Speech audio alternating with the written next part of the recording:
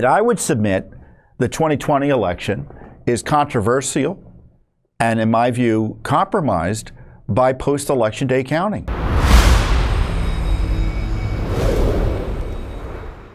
Judicial Watch had a direct case on election integrity in Illinois that was heard before a federal appellate court because our initial lawsuit was dismissed at the lower levels, we think improperly or in a way that requires that the appellate court reinstate our case. And it was a case we brought against the state of Illinois on behalf of Congressman Mike Bost, B-O-S-T, and two other registered Illinois voters to prevent state election officials from extending Election Day for 14 days beyond the date established by federal law.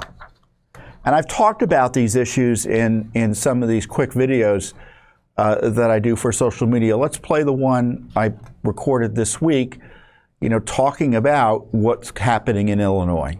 Hey everybody, do you think they should be counting ballots for up to 2 weeks after Election Day? Well, of course you don't. In Illinois, though, they count ballots that arrive for up to 14 days after Election Day, including ballots that don't have a postal mark on them. We're in federal court now trying to stop that because federal law requires an election day, not an election week, not an election month. And we got a federal appellate court hearing this week. Hopefully that court allows our case to proceed. In the meantime, we're doing heavy lifting down there in Mississippi, where they count ballots for up to 5 days after Election Day. Now, many other states, they also count ballots after Election Day or ballots that arrive after Election Day, which is anathema to the very notion of fair and clean elections. It creates a mess. It invites voter fraud. It undermines voter confidence, and it's downright illegal. Yeah, and as I note, we also have a case in Mississippi, and I talk about the Mississippi and Illinois case in this quick video as well.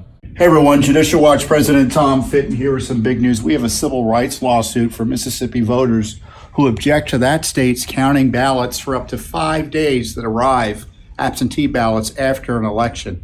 Federal law allows for an election day, not an election week. We also have a lawsuit in Illinois where they count ballots that arrive for up to 14 days after an election, even without a valid postmark. I tell you, counting ballots after Election Day is a great way to invite fraud. It undermines confidence in the elections. Plus, it's downright illegal. Yeah, I'm glad we played that video, that second video again, because it reminds me that these are civil rights lawsuits, right? When we're trying to vindicate the election laws that protect our right to vote and that protect our right to have a secure election, that's a civil rights lawsuit. And when a court says that a congressman, in this case, for instance, the one we're pursuing in Illinois, doesn't have standing, to me, that's depriving him or ignoring his civil rights interest in not having his campaign messed with by this unlawful approach to counting ballots, as I say, for 14 days after the election in Illinois. Now, what had happened was the Democrats had tried to come in, and the court had initially kept the Democrats out. The Democratic Party of Illinois in October 2022 suffered a defeat when the court rejected their efforts to intervene as a defendant. So that's how much of an interest they have in extending voting past Election Day. You had the Democratic Party try to join the case officially with the state to defend this unlawful practice. But last year, the judge in the case dismissed our case based on a lack of standing, which doesn't make any sense to me. I'm not a lawyer, but I know enough about how some of these cases go. Of course we had standing, or our clients did. And so we took it up to the Court of Appeals for the Seventh Circuit, which is the court out in that handles the state of Illinois, of which Illinois is a part. So we had the argument in Chicago. And just to clarify, federal law makes it clear. Election Day is the first Tuesday after the first Monday in November of every even-numbered year. That's when there's a federal election day. Despite Congress's clear statement regarding a single national election day, Illinois has expanded Election Day by extending by 14 days the date for receipt and counting of vote-by-mail ballots.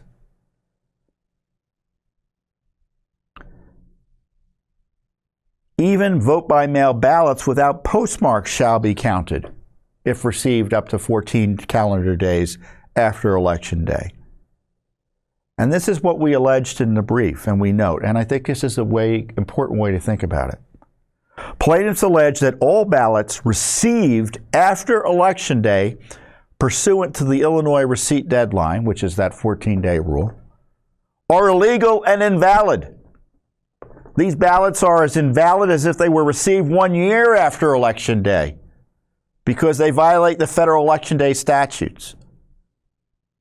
Plaintiffs allege three claims. First, they claim defendants' receipt and counting of late illegal ballots dilutes the value of plaintiffs' lawfully cast votes, thereby infringing on their right to vote under the First and 14th Amendment. Second, plaintiffs claim that the receipt deadline injures them as federal candidates, infringing on their right to stand for office under the First and 14th Amendments. Third, plaintiffs claim the 14-day extension violates their federal statutory rights. The board advised that the number of ballots received after Election Day through November 7th, this is the Board of Elections in Illinois, could materially, the board advised that the number of ballots received after Election Day through November 17th, 2020 could materially affect the unofficial election results. So these votes matter. They change outcomes potentially. They received as many as 266,000 ballots during the period between November 3rd and November 17th of 2020. 4.4% of the total ballots cast in the 2020 election, at least under our theory of the law, are invalid. The whole point is, if it's 2 weeks, why not 4 weeks? Why not a year? Well, you say a year's unreasonable. Well, why is it unreasonable if states can set whatever deadline they want and there's no way of challenging it or checking it?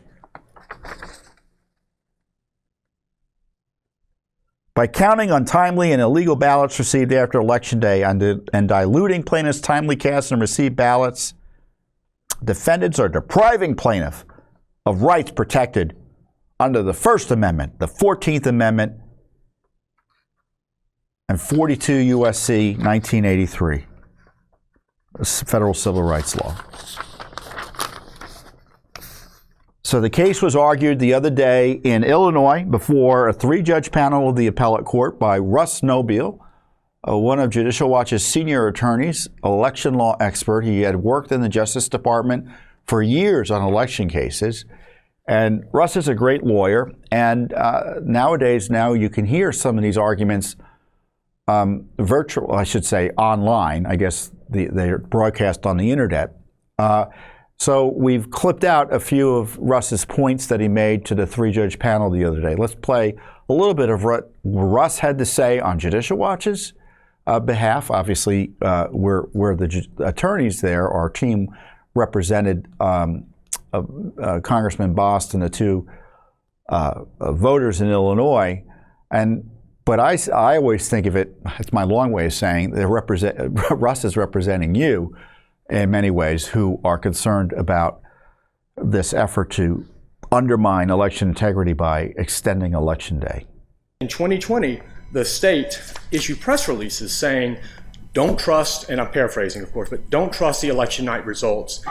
Electoral victories on election night may change after late arriving ballots come in. He has no idea of knowing that will happen until well after they find out how many votes come in. I understand the court's hypothetical. They're saying 99%.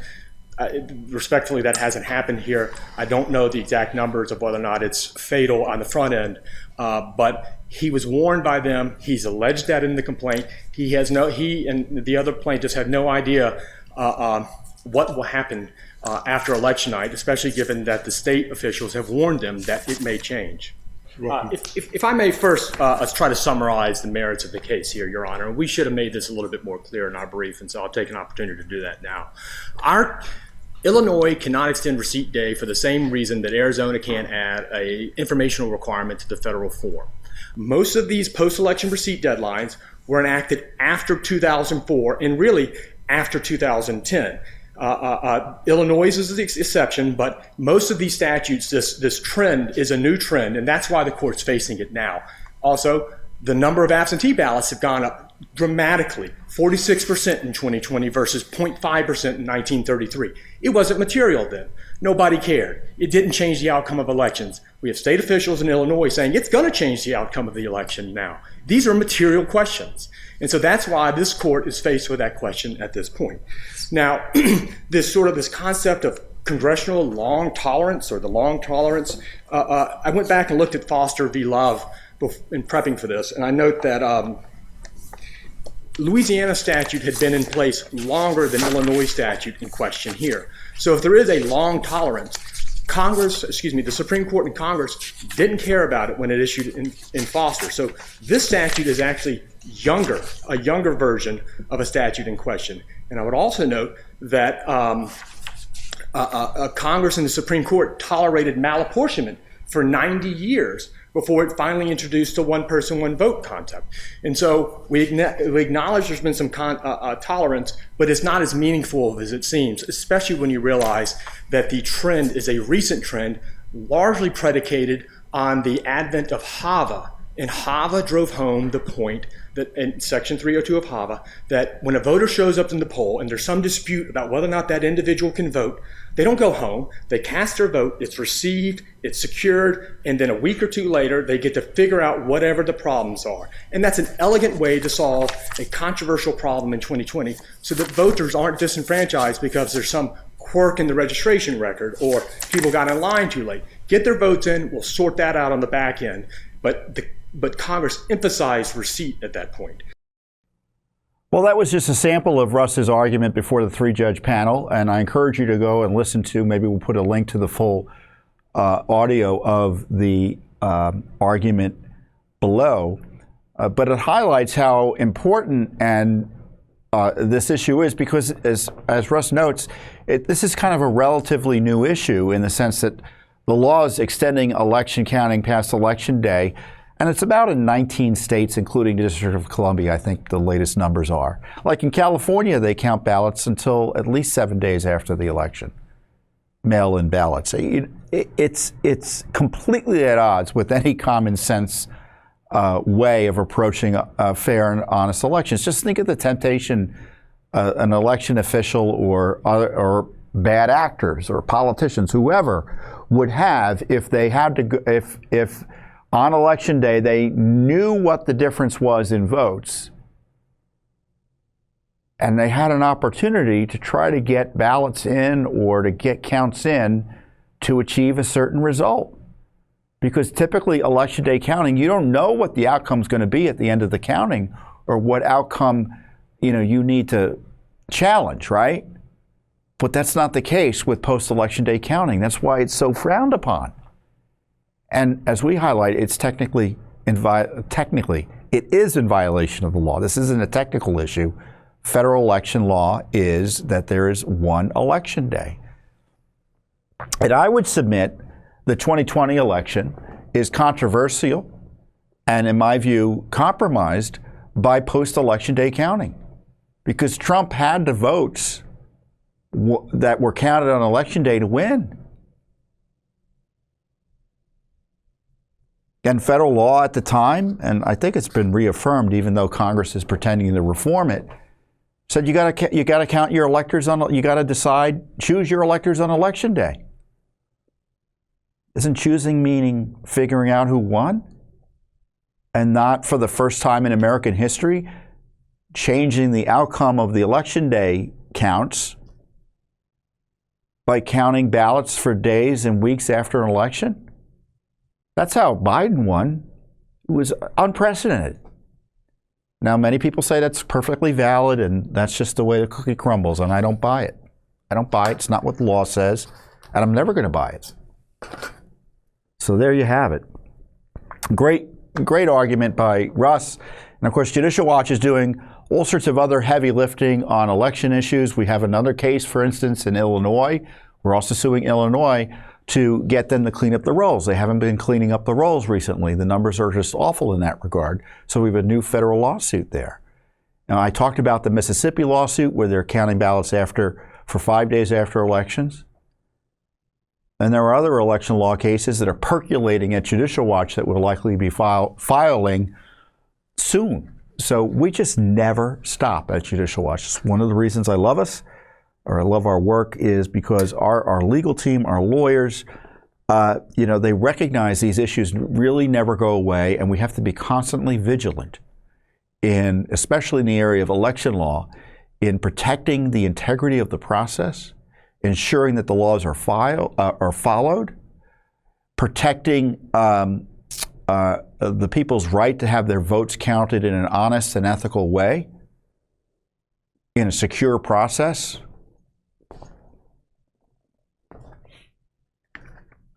And it's a core civil rights issue. It is a core civil rights issue.